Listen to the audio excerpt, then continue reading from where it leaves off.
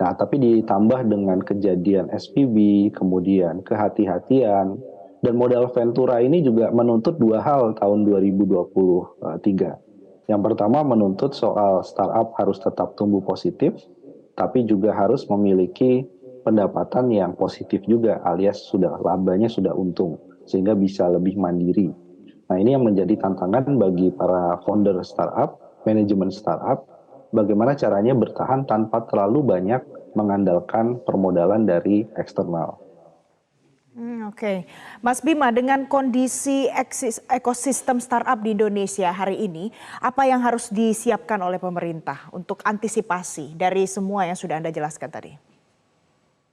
Ya, saya pikir kalau di sisi perbankan mungkin perlu dilakukan stress test ya untuk tahu dampaknya langsung tidak langsung terhadap perubahan indikator makro, terhadap perubahan sistemik dalam sektor keuangan misalnya, tapi itu dilakukan secara rutin. Saya kira OJK, BI melakukan itu. Nah, untuk startup sendiri hampir sama. Jadi kalau bank ada yang namanya stress test, untuk di startup juga sebenarnya pemerintah harusnya mengumpulkan nih founder-founder startup untuk dilakukan mitigasi resiko. Bagaimana menghadapi misalnya likuiditas yang berkurang untuk pendanaan startup ke depannya, mungkin bisa mendorong lebih banyak lagi startup untuk IPO atau menerbitkan obligasi misalnya di kawasan Asia, sehingga tidak tergantung pada pendanaan eksternal yang berlebihan misalnya.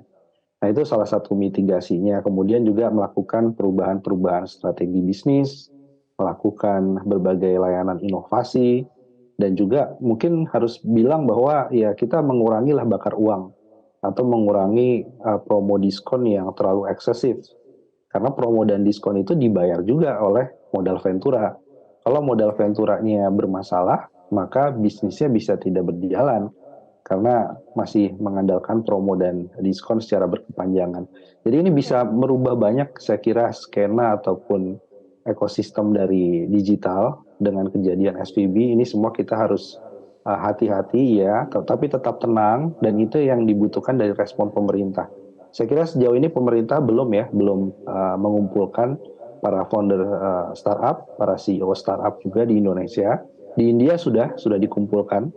Kementerian Teknologi di India mengumpulkan berbagai founder startup, manajemen startup untuk menyiapkan langkah yang paling ideal dalam menghadapi situasi krisis perbankan di Amerika Serikat.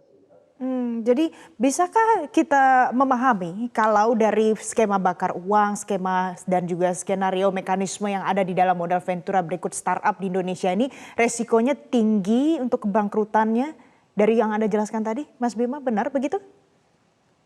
Ya, sekarang berapa persen sih startup yang bisa bertahan dalam 3 tahun ya?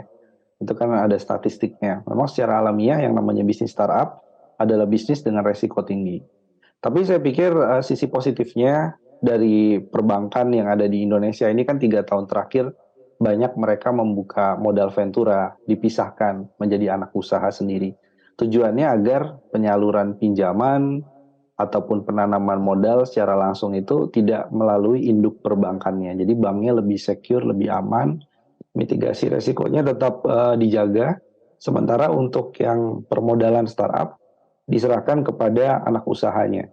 Nah, mungkin itu salah satu cara bagaimana memisahkan resiko perusahaan secara konvensional dengan perusahaan yang basisnya adalah digital ataupun startup.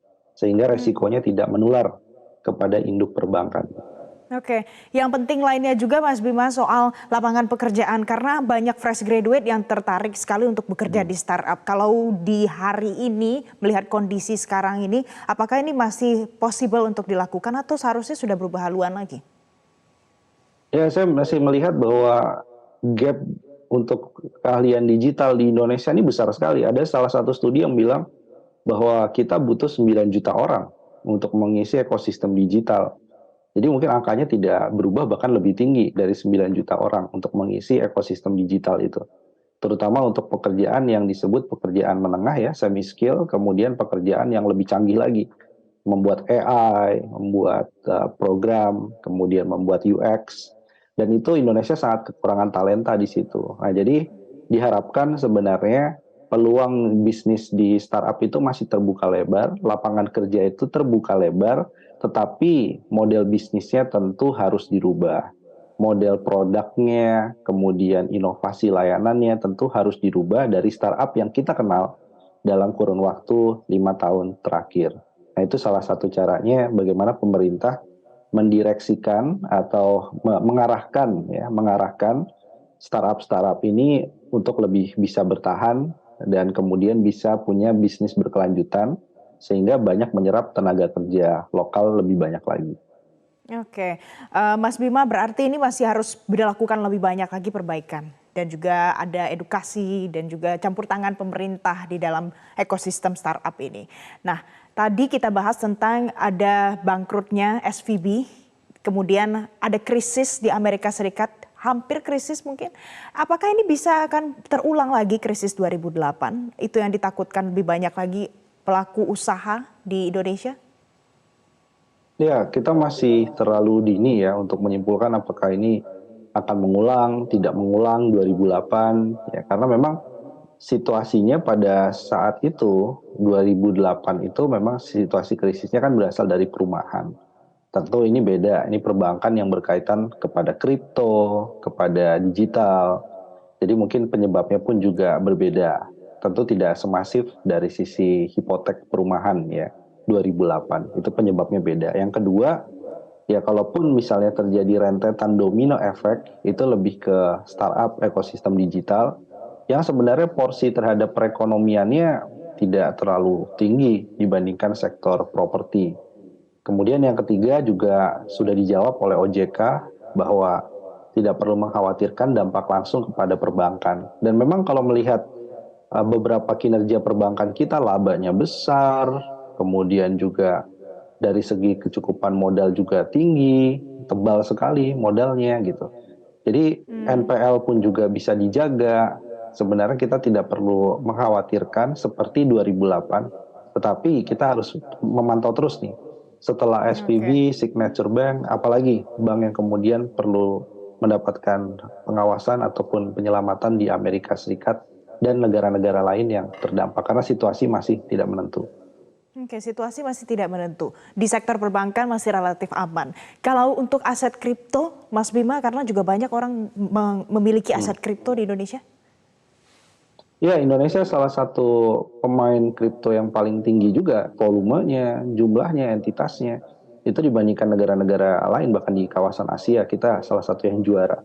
Nah, ini juga perlu diperhatikan bahwa bagaimanapun juga aset kripto punya nilai resiko yang jauh lebih tinggi dibandingkan instrumen investasi rata-rata lainnya.